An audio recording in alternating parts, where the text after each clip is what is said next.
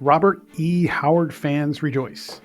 Titan Comics is back with a new publication under their Conan imprint called The Savage Sword of Conan #1, which collects a full-length story, essays, pinups, and even the start of a Solomon Kane story, so you're not going to want to miss it.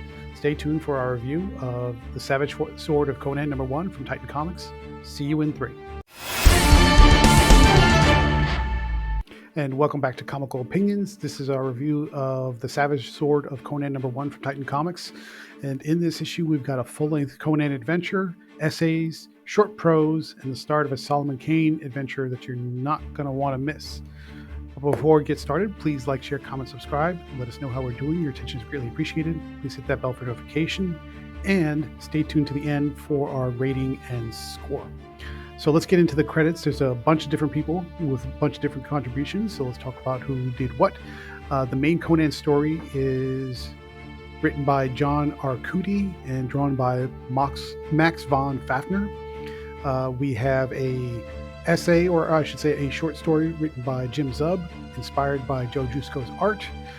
The Solomon Kane adventure is written and drawn by Patch Searcher.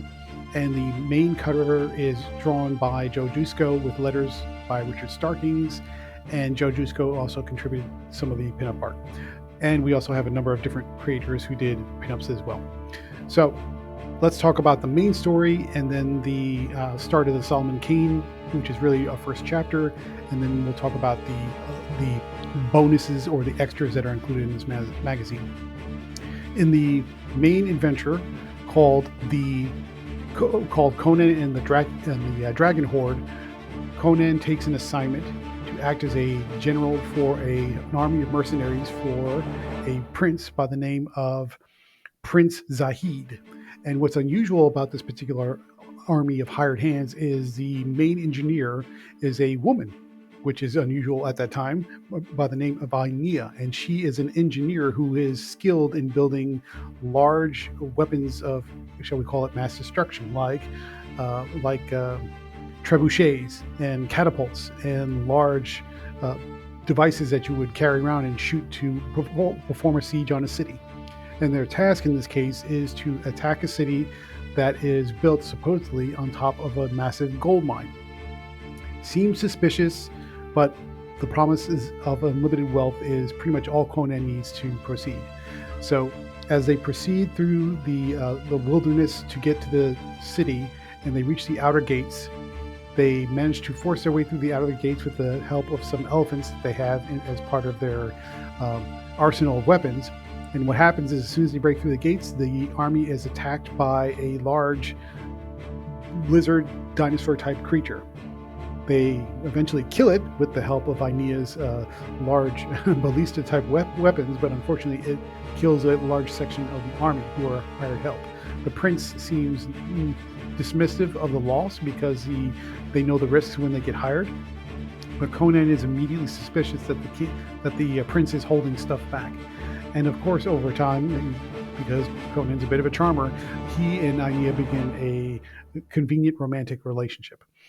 Once they enter the outer gates, they confront the city and they lay siege to the city that lasts for weeks into months. What happens is, over time, through attrition, the soldiers who are hired hand mercenaries either will die, or they will desert the army and they disappear. And the armies start to dwindle down into size, and basically all that's left is a handful of squads that Conan can do little with, but the city has held so far. When he eventually confronts Prince Zahid, he learns that the prince is okay with letting the city stay sieged for as long as period of time because he believes that there's not much to fight back from. Conan still thinks something's fishy. He sneaks into the city at night, and he finds that most of the city is dead or dying from disease and lack of resources. So Conan now knows that something's up. He goes to confront the prince, and his bodyguards get in the way, but with Ainea's help, Conan manages to kill them. But the prince says, "Hey, don't worry about it. I'm really here to get to overthrow the king and to take his bride. You can have the gold. I don't care about that. I had some ulterior motives, but as long as you get paid, what do you care?" Conan still goes in despite his better judgment, and he finds out that the gold mine is not only not full of gold, it's full of more dinosaurs, this time just their small offspring. He manages to kill them, but eventually takes his wrath out on the prince. It's a very true blue, standard, I won't say run of the mill, but very on point Conan story.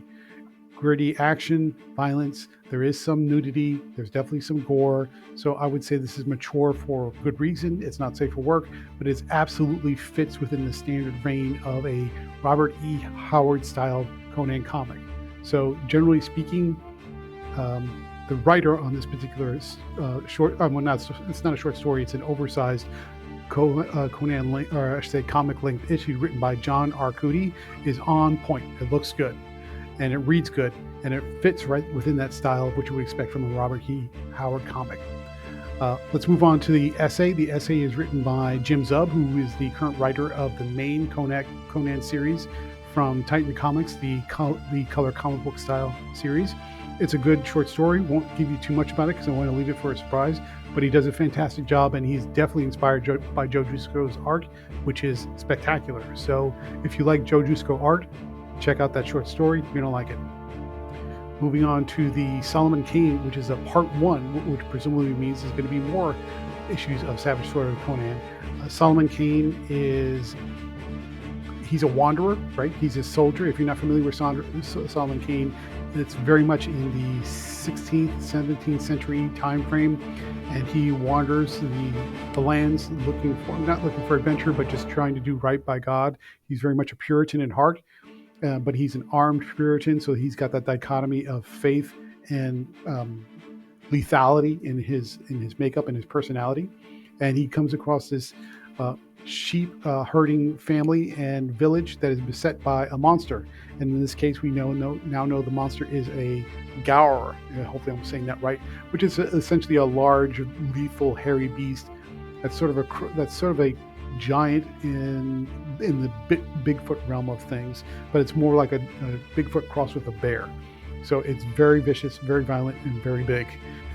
And it winds up killing livestock, animals, people, what have you. And Solomon Kane goes off to rescue the young boy and his father, who have gone off to hunt the creature and hopefully save them in the process if he can.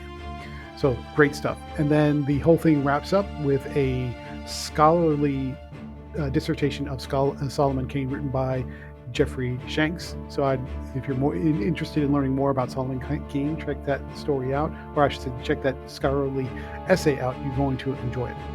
So overall, what do we think about Savage Sword of Conan #1?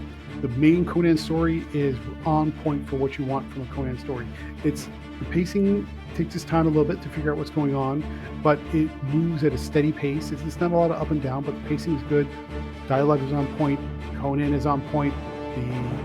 The nature of his conflict against this prince who has several ulterior motives and is not a good guy makes total sense for the type of characters that Conan would interact with, and the amount of blood, violence, gore, and nudity is pretty much on par for what you would expect from a Conan story. So everything is on point.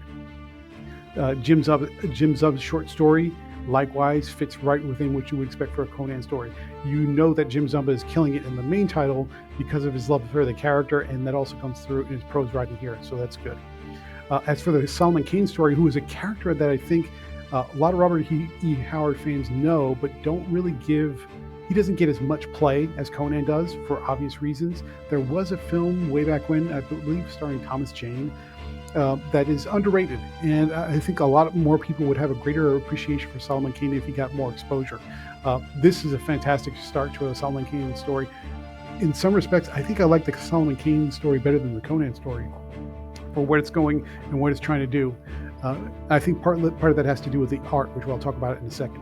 So overall, this was a great anthology if you're a Robert E. Howard fan. If you're hungry for more Conan content and Robert E. Howard content in general, this is a great anthology. On the downside, and the story-wise, I'm not going to hit on that too much because I think overall all the stories work. The one downside I will say is in the art on the main Conan story, which is presented by Max von Fafner, who I don't think we've ever encountered before. The characters look great.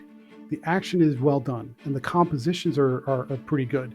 However, there are some pieces where the backgrounds look digitally transposed, where the texture's different, the saturation's different, and it almost looks like a collage where you take the characters and you draw them out, but then you put them on the background that looks like a photograph from newspaper print. It's strange. The backgrounds are strange, and then you also see that same effect with the monsters who are effectively T-Rexes. They're dinosaurs. The texture on them is digitally rendered and then refiltered into a black and white drawing, and it looks off. It looks like it's a different art style, or it looks textured differently, or it looks like it's rendered from a photograph where everything else is hand drawn. The two styles don't mesh very well, so it's odd, and it's sort of off-putting in some places. So even though the story works and the general composition of the art works, as far as you get action and all kinds of violence and all kinds of just adventuring that you would expect from a Conan comic, in some places the art kind of sticks out like a sore thumb, I think unintentionally. So it's weird. However, when you get to the Solomon Kane story, that is true blue, drawn and written and rendered exactly like you would expect from a Robert E. Howard based comic for Solomon Kane. So I think that's part of the reason where I think the Solomon Kane story works a little bit better, is because it looks put together better. It's put together and assembled better from a visual standpoint. And so therefore it's going to hit a little bit better, even though the stories are different and the tones are a little bit different, but not really, because both stories involve this sort of brooding, lethal, powerful, very steadfast central protagonist. The art in the Solomon Kane story works a little bit better, so it feels like a more put together story.